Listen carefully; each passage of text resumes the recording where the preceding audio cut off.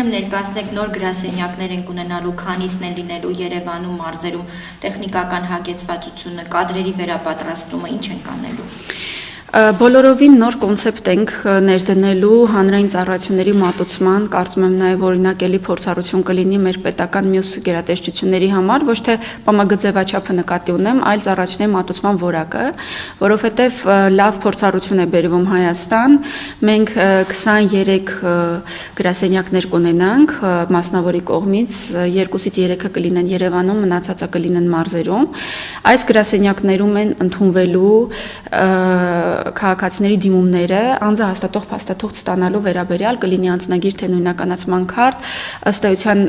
այլ տեսակի անձահաստատող փաստաթղթերը եւս նույն ձևաչափով է դիմումների ընդունումն ու փաստաթղթի տրամադրումը կատարվելու, ինչ նկատի ունեմ ասելով այլ տեսակի անձահաստատող փաստաթուղթ, այլ իրավական կարգավիճակներով Հայաստանում փաստաթուղթ ստացող անձանց մասին է խոսքը կլինի փախստական քաղաքացիություն չունեցող անձ կամ մոտայգրացի, որը ունի կացության կարգավիճակ, գիտեմ, որ կան մտահոգություններ հանրային ընկալումների իմաստով, որ քիչ է գրասենյակների թիվը, մենք նախկինում ունեինք 63-ը 2023 թվականին միգրացիա եւ քաղաքացիական ծառայության հիմնադրմամբ թիվը դարձավ 47, սա արդեն իսկ ի հայտ բերեց մեր որոշ համակարգացիների դժգոհությունը, հիմա էլ դառնում է 23, բայց պետք է նշեմ, որ ծառայությունները մատուցվելու են թվայնացված եղանակով եւ ըստ էության գրասենյակ մոտենալու անհրաժեշտությունը դառնալու է մի քանի տարին մեկ անգամ, եթե մենք նկատի ունենանք, որ ունեինք իրավակարգավորում, որը ժողովուրդը անվանում էր ելքի կնիկ, այդ անձնագրի վավերականության մասին նշման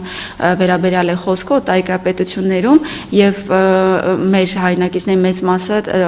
ամեն տարվա ռեժիմով այդ կնիքը թարմացնում էր 1 տարով, այդ պայմաններում այո, գուցե իմաստ ուներ, որ այդքան շատ եւ լայն աշխարհագրական բաշխվածություն ցանց ունենա,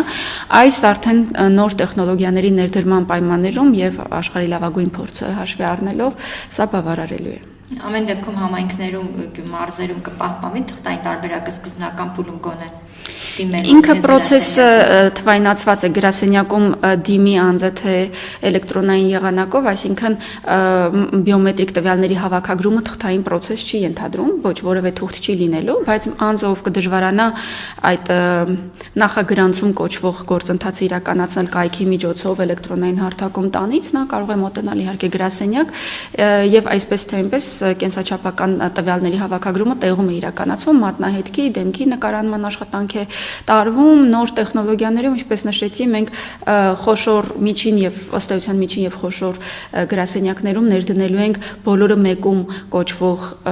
տեխնիկական լուծումը, որը մեկ սարք է, մենք հաճախ այդ սարքը հանդիպում ենք տարբեր միջազգային սահմաններին, օդանավակայաններում, որի դիմաց անձը կանգնում է եւ մատնահետքը եւ լուսանկարը տեղում իրականացվում է եւ լինելու են իհարկե շատ արագացված ու ճկուն ծառայություններ, այդ թվում նաև առաքման ծառայություններ, մասնավորը կհայտարարի իհարկե իր գնային քաղաքականությունը ավելի ուշ, բայց կարծում եմ արժանապատիվ հանրային ծառայությունների մոդել ենք ունենալու։